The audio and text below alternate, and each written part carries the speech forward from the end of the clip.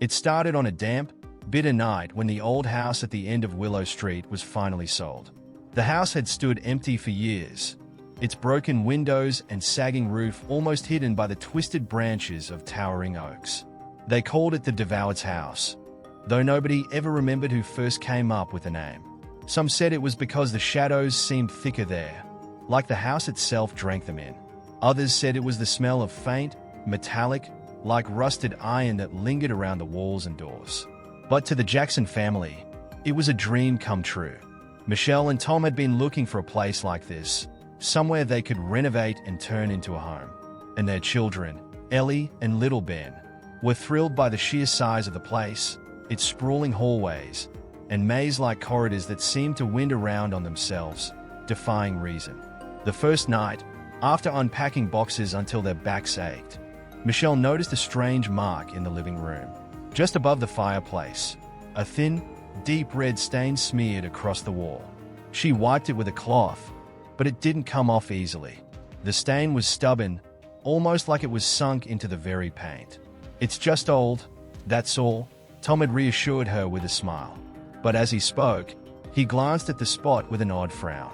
He hadn't noticed it when they did the walkthrough with the realtor.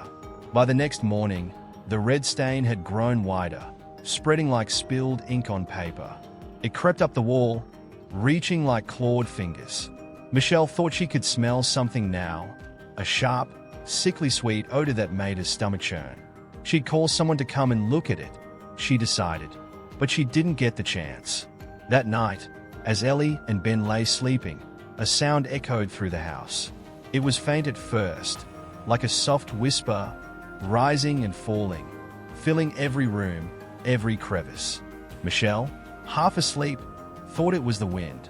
But then the whispers turned to a low, haunting wail, a terrible, echoing moan that grew louder and louder. She shot up in bed, her heart pounding. Tom was already out of bed, his face pale in the dim moonlight. They listened, frozen in place. The sound wasn't coming from outside. It was coming from the walls. The next morning, the red stain had spread across the entire wall in the living room, and it wasn't alone. There were streaks and splatters of deep crimson along the hallway, smudges above the door frames, and long, dark lines that trailed down from the ceiling. It looked like something had bled, not just bled, but poured across every surface, staining the very bones of the house. And the smell of iron, sharp, unmistakably metallic, was everywhere now. Ellie refused to go into her bedroom, claiming she'd seen something crawling on the walls, something thin and shadowy with long, stretched-out fingers and empty black eyes. Michelle dismissed it as a bad dream, but when she entered Ellie's room, the air was colder than the rest of the house, like a deep, chilling draft was creeping from somewhere she couldn't see. As the days passed, the blood spread. It was in every room now, the thick, wet streaks soaking into the walls. Tom tried scrubbing them off, but the stains only deepened, sinking into the plaster like veins feeding to the very heart of the house. Then, the scratching began.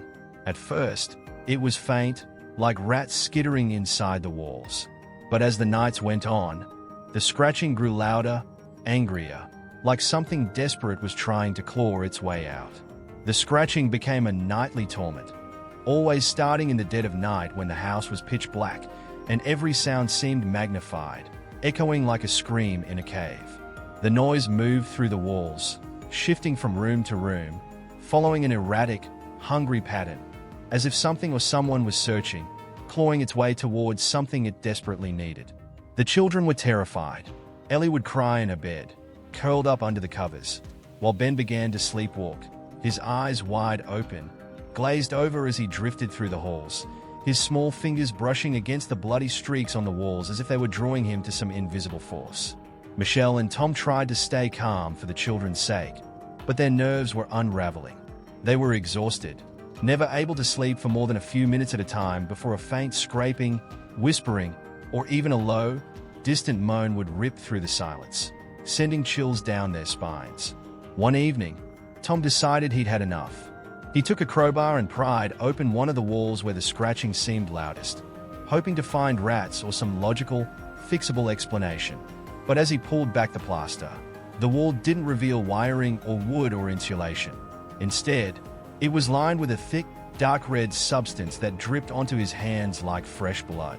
It was warm, seeping from the wall's interior as if the house itself was bleeding. Tom stumbled back, staring at his hands, slick and stained with the reddish ooze. He wanted to tell himself it was paint or something old that had somehow gone rancid, but he knew it wasn't. The smell was unmistakable. It was blood, thick and metallic, pulling on the floor at his feet. Michelle screamed, but it wasn't at the sight of the blood. She was looking behind him, her face drained of color, her eyes wide and fixed on something over his shoulder. When Tom turned, he saw it, a figure, a tall, dark shape standing at the end of the hall. Its skin was stretched thin, like parchment, and its eyes were nothing more than deep, hollow pits, voids that seemed to pull in every bit of light. Long, bony fingers hung at its sides, covered in the same red stains that smeared across the walls. Its head cocked, as if it were studying him. And then it smiled, its mouth stretching too wide, showing rows of dark, cracked teeth. Tom stumbled back, crashing into Michelle as they both bolted down the hallway, grabbing Ellie and Ben and rushing outside, barely able to breathe until they were far from the house, gasping in the cold night air. But even as they stood there, hearts racing, they realized something chilling. Ellie's hand was smeared with blood, and Ben had deep red streaks on his feet, trailing from the house to where they stood on the lawn. It was like the house had marked them, its twisted spirit bleeding out through them, even though they were standing outside. It was still with them, clutching them like dark, dripping fingers that reached from the shadows. They went to a motel that night, but none of them could sleep. Every time they closed their eyes, they saw that figure, those empty eyes, that blood-stained smile. And somehow, despite the miles they had put between themselves and that cursed place, they still heard the faintest scratching, as if it had followed them, as if it had burrowed into their minds, scratching at the walls of their very souls. But they couldn't stay away forever. They were bound to the house, tied by the deed, their money, and something darker, something that felt as though it had woven itself around their very hearts. When they returned the next morning, the walls were completely covered. Every inch of the house was painted in a deep, dark red, the color thick and wet, dripping slowly down like the house itself was bleeding from some deep wound. But this time, it wasn't only on the walls. Their family photos were stained, their furniture soaked, the floors slick with it. It was everywhere. And then they saw it, scrawled across the walls in looping, jagged letters, in a dark, fresh shade of red that seemed brighter than the rest. Asterisk asterisk, we are here. Asterisk asterisk. They watched, transfixed, as more words appeared, slowly scratched into the blood on the wall, as if invisible fingers were dragging through the wetness to form letters, one after another.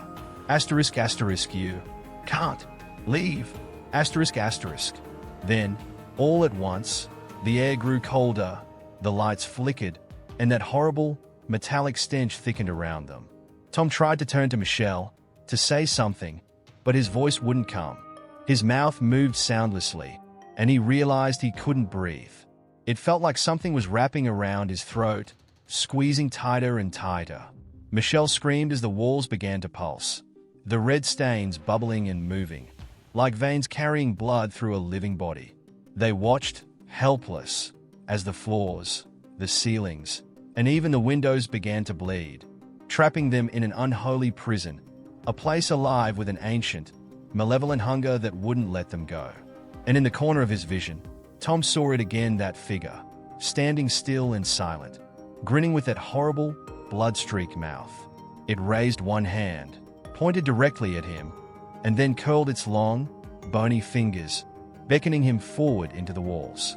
As Tom felt himself compelled to move closer, he realized something. He could hear the scratching again, but it wasn't from the walls. It was from inside his head. Tom felt his own mind splintering as the scratching intensified, louder and more agonizing than before, as though something were tearing at the walls of his thoughts, desperate to break free. The room grew darker, the air thicker, and a piercing cold settled over everything, chilling him to the core. Every instinct screamed for him to run, to get his family out of the house and never look back. But he couldn't move. It was like the walls were alive, pulling him closer, their bloody surfaces pulsating in rhythm with his own heartbeat. Michelle clutched his arm, her fingers trembling, but she was frozen, too, her eyes locked on the figure at the end of the hall.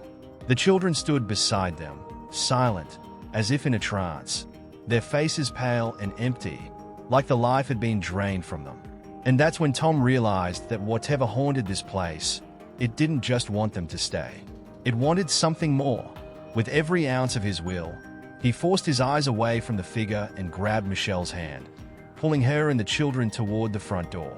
"Run," he managed to gasp, his voice barely a whisper against the suffocating silence. Michelle stumbled forward, half dragging Ellie and Ben, while Tom struggled to stay upright as the walls seemed to close in around him, the scratching now a deafening roar in his ears. They reached the door, but it wouldn't open. Tom yanked on the handle, his hand slipping against the blood that oozed from the door frame. He slammed his shoulder against it, desperation flooding him as he realized they were trapped. The house had become a prison, a living, breathing entity that pulsed with dark intent. The words on the walls began to shift, letters twisting and morphing until a new message appeared. Asterisk, asterisk, give us the children. Asterisk, asterisk. The horror of the words crashed over Tom like a wave, leaving him breathless. He looked down at Ellie and Ben, his heart breaking as he saw the blankness in their eyes, the dull look of submission that hadn't been there moments before. It was as if the house had already begun to claim them, its dark influence wrapping around their minds, sinking its claws deeper with every second. "No," he shouted, his voice hoarse and raw. "You can't have them." In an instant, the figure appeared before him, blocking his view of Michelle and the children. It leaned in close, its hollow eyes mere inches from Tom's face, its breath cold and reeking of decay. Its mouth twisted into a smile, wider and more grotesque than before, as it whispered in a voice that seemed to come from the depths of the earth.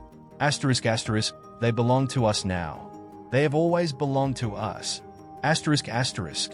Tom felt his resolve weaken as the figure's gaze bore into him, filling him with a deep, ancient fear that went beyond reason. His mind clouded, his thoughts turning sluggish, as if he was sinking into a dark, endless void. But then, through the haze, he heard Michelle's voice, a faint, determined whisper. "Tom, look at me. Don't let it win." Her words cut through the darkness, pulling him back, grounding him. With a surge of strength, he broke free from the figure's gaze and turned to his family, his heart pounding with fierce protectiveness. He wouldn't let this thing take them. Not now, not ever. Tom tightened his grip on Michelle's hand, and together, they began to chant a prayer, an old one that his grandmother used to say. He didn't know if it would work, but it was all he had. The figure recoiled, its smile fading, replaced by a look of rage. The walls trembled, the blood pulsing faster, as if the house itself were writhing in pain. The scratching faded, replaced by an agonized, guttural scream that reverberated through the house, shaking the walls and shattering the windows. Tom felt a rush of icy wind sweep over them, and at that moment, he knew they had a chance.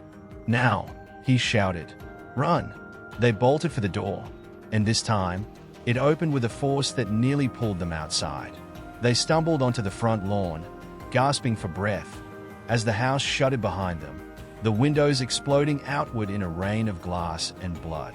The figure watched them from the doorway, its hollow eyes burning with fury as it began to dissolve, the blood on its body dripping away like water, seeping into the ground.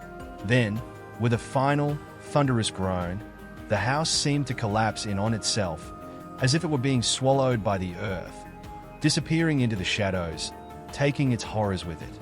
In a matter of moments, there was nothing left but a dark, empty lot, the smell of blood lingering in the air. The family stood there in silence, too stunned to move, too terrified to speak. They clung to one another, feeling the weight of what they had just escaped, the dark grip of the house finally loosening its hold on their minds. In the weeks that followed, they tried to move on, to push the memories away, but sometimes, in the dead of night, they'd hear a faint scratching just outside their door. And when they looked, There would be a single, bloody handprint smeared on the walls, as if the house, whatever it had been, was reminding them that it was still there, lurking in the shadows, waiting.